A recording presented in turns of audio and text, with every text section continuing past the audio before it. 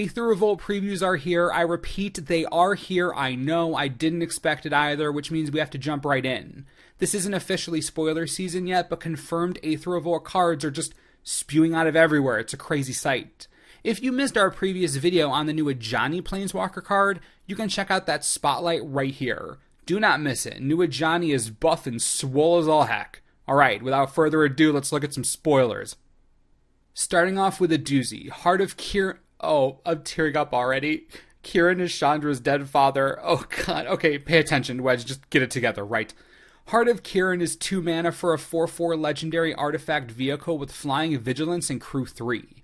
You may remove a loyalty counter from a planeswalker you control rather than pay the Heart's crew cost. I guess we'll begin here with the obviously pushed for standard cards. This vehicle is bonkers. 2 mana is nothing, but it does have crew 3, or, you can play Saheeli or Liliana on turn 3, then smack in for 4. And you can use a Planeswalker ability. It's not like you have to choose one or the other. The Heart is powerful, no doubt about that. What I can't avoid seeing, the similarities between this and the Weatherlight story. The Heart is to the Weatherlight as the Sky Sovereign is to Predator flagship. I can't avoid seeing it. It's right there in front of me. You see it too, right? Oh my god, it's insane. Scrap Trawler is 3 mana for a 3/2 artifact creature construct. Whenever it or another artifact you control is put into a graveyard from the battlefield, return to your hand target artifact card in your graveyard with lesser converted mana cost. Talk about a recursion machine. Scrap Trawler is heaven for Commander players. Think about it. Do you know how many sacrifice-based artifact decks there are on Commander? Let me throw out a few names. Breya, Ethereum Shaper, Daretti Scrap Savant, Felden of the Third Path, and Slowbad Goblin Tanker. I should not have to tell you that this is going to go straight into all those decks. Scrap Trawler is absurd in Commander. As for Standard, if you can find a way to sacrifice Filigree Familiar or Hedron Archive or Prophetic Prism, then bring those back, Scrap Trawler is going to be amazing. You just gotta find a way to make that work. Free recursion is always valuable, don't forget that. Also, this little trawler is the Buy a Box promo, so the more you know. Disallow is 1 of anything and 2 blue for an instant. Counter target spell, activated ability, or triggered ability. I will take it. I will take it. This is a much better Void Slime, and I am so okay with that. I've resigned myself to believing that we'll never get another 2 mana counter spell that's any good, so Disallow is perfect. I'll take it. Forever. Automatically gonna turn Void Slime into a 3-cent card. I don't care. Disallow, saving the world, 1 playable counterspell at a time. There is a counter fan in R&D. I knew there had to be one. We did it, friends. Yes, woo. Trophy Mage is 3 mana for a 2/2 human wizard. When it enters the battlefield, you may search your library for an artifact card with converted mana cost 3, reveal it, put it into your hand, then shuffle your library. Whoa, wait, what? Trophy Mage? Say hello to Commander and say hello to being able to grab swords for days. Swords for days. Oh my god, and it's not even just swords. A myriad of crazy artifacts exist at 3 mana. This is super cool. We already have Trinket Mage and Treasure Mage. Trophy Mage is the perfect card to continue the cycle. Big fan. Now, if we're talking Standard, I'm not quite sure where this fits just yet. In the coming weeks, when Aether Revolt previews actually get started, I'm sure we'll see a few 3-mana artifacts that make your head spin. Looking forward to seeing the value created by this Trophy Mage. It's very nice. It is also the game day participation promo, so enjoy that. Battle at the Bridge is X and 1 black for a sorcery with a new mechanic called Improvise. Your artifacts can help cast the spell. Each artifact you tap after you're done activating mana abilities pays for 1. Target creature gets -X until end of turn, you gain X life. Improvise is a weirdly worded mechanic, but it's basically Convoke for artifacts. You can tap your untapped artifacts to add to the spell's cost. I love it. I can imagine seeing this mechanic used cleverly in the future. Excited to see where they go with it. As for the card itself, being a sorcery certainly doesn't feel good since you want to be tapping your artifacts and spending a lot of mana. I suppose using it to destroy a giant creature or keep yourself alive is good, but being sorcery speed really does hold it back a bit. Of course it'd be bonkers and limited, we all know that. Crazy card alert, Yahenni's Expertise is 2 of anything and 2 black for a sorcery. All creatures get -3/-3 until end of turn. You may cast a card with converted mana cost 3 or less from your hand without paying its mana cost. Okay, what? Languish was already super good in Standard, so they decide to nerf it slightly and then add a whole other provision that lets you cast another spell for free? How in the world is this fair? In a world where Smuggler's Copter can avoid death and Liliana is already wrecking everyone, Yanni's expertise is going to be insane. Think about the other 3-mana spells that exist right now. Free Reflector Mage, free Stasis Snare, free Tireless Tracker. Why not? Free Transgress the Mind? Look, the value on the expertise is absolutely ridiculous. I mean, it's ridiculous. This card is already getting a ton of attention, and I don't expect that to end anytime soon. Also, take notice. There seems to be a 3 converted mana cost thing going on. This in the Trophy Mage can't be a coincidence, just saying the card, super strong, and if you top 8 your Aether Revolt game day, you will get this promo beauty. That is a pretty card. Pia's Revolution is 3 mana for an enchantment. Whenever a non-token artifact is put into your graveyard from the battlefield, return that card to your hand unless target opponent has Pia's Revolution, deal 3 damage to them. Now before you all freak out, I don't think this is going to see play in Modern Affinity. It costs more than everything else in that deck and doesn't provide you with any immediate benefit. Sure, it gives you some insurance, but you're playing Affinity. If you have insurance in your deck, then you're too slow and you'll lose. This is just too slow for that deck. I feel pretty confident saying that. This set does seem to be sweet for Commander, though, thus far. Not saying this will be a staple, but I could see it burrowing its way into Daretti or Breya, or again, any of those artifact sack decks. Card is decent, but might end up being a trap for a lot of players, so be wary. Quicksmith Rebel is 4 mana for a 3/2 Human Artificer.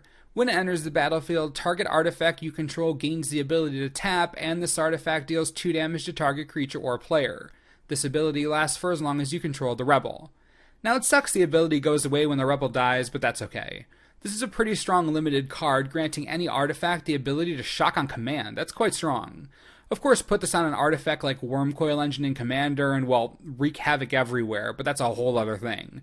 I don't think the Rebel is going to make a huge impact in Standard, mainly because that's a high cost for an ability that goes away when it dies, but nonetheless, it's a cool card. Also, fun fact, it is the launch weekend promo, so you'll probably get your hands on one of these. Dark Intimations is 2 of anything, 1 blue, 1 black, and 1 red for a sorcery. Each opponent sacrifices a creature or planeswalker, then discards a card. You return a creature or planeswalker card from your graveyard to your hand, then draw a card. When you cast a Bolus Planeswalker spell, exile the Intimations from your graveyard. That Planeswalker enters the battlefield with an additional loyalty counter on it. Bolus? Oh, he's finally back. Bolus is back. Everyone, alright, let's just calm down, breathe. It's gonna be fine. My goodness, as I was reading this for the first time, I thought, hey, this has the feeling of Cruel Ultimatum. I don't care about playability right now because obviously this is meant for something greater. Time to hold on to your butts and wait for Bolus to make his reappearance. Am I the only one who was both terrified and excited? What a clash of feelings. Holy crap. The Planeswalker decks were also pseudo-revealed, and by that I mean just the Planeswalkers themselves and the packaging. We'll begin with Ajani Valiant Protector. 4 of anything, 1 green and 1 white for a 4 loyalty Planeswalker. +2 to put 2 +1/+1 counters on up to 1 target creature. Or +1 and reveal cards from the top of your library until you reveal a creature card, put that card into your hand, and the rest on the bottom of your library in a random order. Or you can -11 and put X +1/+1 counters on target creature, where X is your life total. That creature gains trample until end of turn. This Ajani is the Ajani in the Planeswalker deck, and that's the only way to get it. What's interesting is that the middle ability on this Ajani is of particular interest to me. It says reveal cards until you reveal a creature card. If you're only playing a few really powerful creatures in a banned-style control deck, Ajani's going to straight tutor for your giant game-altering creatures, like an Avacyn, or a Gearhulk, or Gisela. For this reason alone, I could see Planeswalker deck Ajani seeing limited play for his tutor ability. Beyond that, he's just, His -11 is never meant to be cast. Even with doubling season in Commander, you need a few turns to even use it. It is funny though. I will say the best thing about this card, the art. It's vibrant, comes right out at you, makes him look real good. I like it a lot. The other Planeswalker deck walker is Tezzeret Master of Metal. 4 of anything, 1 blue and 1 black for a 5 loyalty Planeswalker.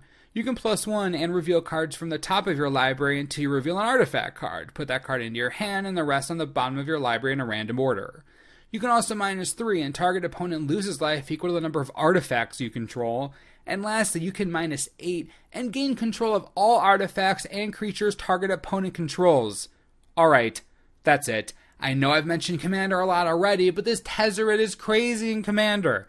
I don't care that he's 6 mana. The Master of Metal is beyond crazy. His +1, already good, getting your next artifact, I'll take it. -3 is but -8? That isn't even that difficult to get to, and you're obviously running this in Breya, which will protect Tezzeret like crazy, or you're running it in Atraxa, who doesn't even need to care about artifacts to gain control of everything. Doubling Season straight up lets you take whatever you want. Oh, Tezzeret, Master of Metal. This is an intro walker I can get behind. The design here is awesome, super useful in Commander, exactly what I want out of something like this. Now, if you win your game day event, say hello to Ajani in all of his beautifully majestic glory. Now, this is a playmat that I would fight for. Dude is looking unyielding as ever. We've had some good and bad game day playmats in the past, but this one, definitely one of the better ones. Come on, you gotta admit this is pretty nice, right? Man, I want this so bad. Lastly, we got to see the packaging for Aether Revolt. Kaladesh was all about blue, Aether Revolt is all about red and orange it seems, with Chandra leading the way on fat packs and booster boxes. As far as the individual packs themselves, Big Bad Tezzeret is donning one, Ajani again putting his mug all over the place isn't a bad thing, and then we have someone holding one of those swords from Halo. I'll take it, looking real good, cannot wait for release.